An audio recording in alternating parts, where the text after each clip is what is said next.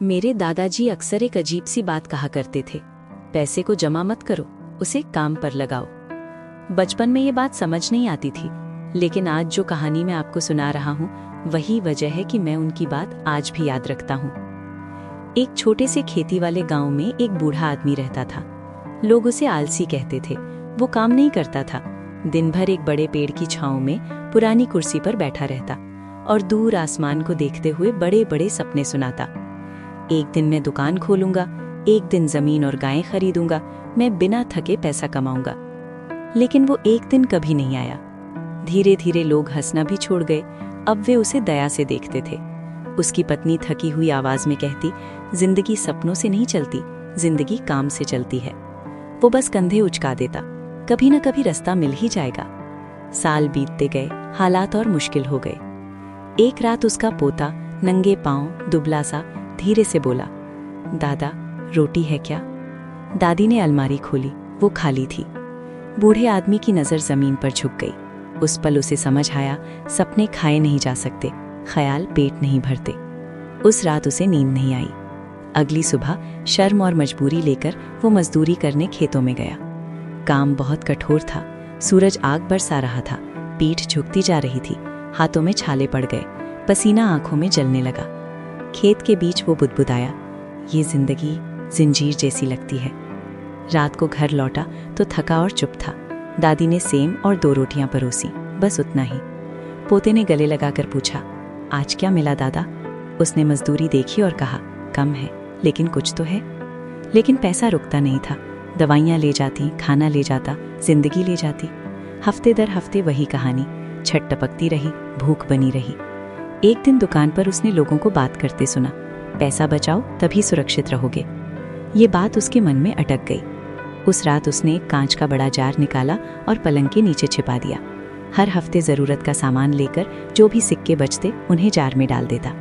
छन छन की आवाज उसे उम्मीद जैसी लगती। एक दिन पोते ने जार देख लिया। दादा ये क्या है? वो गर्व से बोला, ये हमारा कल है। लेकिन बचत आसान नहीं थी। जूते टूट गए, फिर भी नए नहीं लिए। खाना कम होता गया, थालियां कभी भरती नहीं थी। एक दिन दादी बोली, अगर भूखे ही रहना है तो बचाने का क्या फायदा? वो चुप रहा। एक दिन समझोगी। महीने बीते, जार भर गया। बाजार में उसने पैसे रखे। 3 बोरी मक्का चाहिए। दुकानदार ने गिना और सिर हिला दिया, अब दाम बढ़ गए हैं, इसमें 1 बोरी और आधी ही मिलेगी। उसके हाथ कांप गए।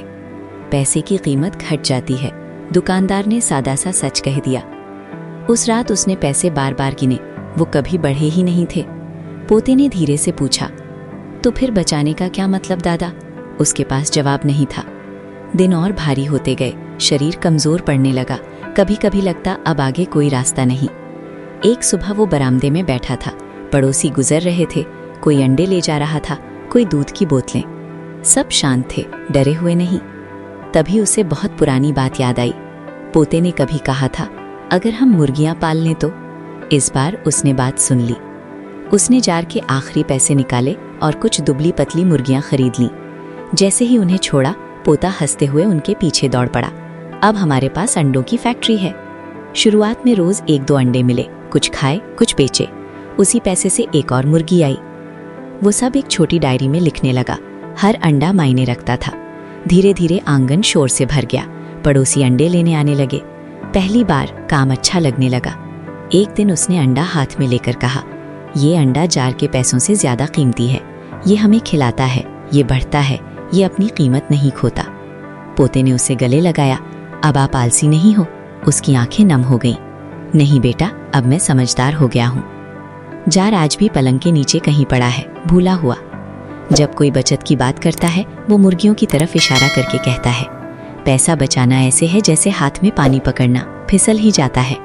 उसे काम पर लगाओ, भले ही थोड़ा सा क्यों ना हो। और इसी तरह जिस आदमी को कभी आलसी कहा गया, उसने जिंदगी का सबसे बड़ा सच सीख लिया। पैसे को जमा मत करो, उसे बढ़ाना सीखो।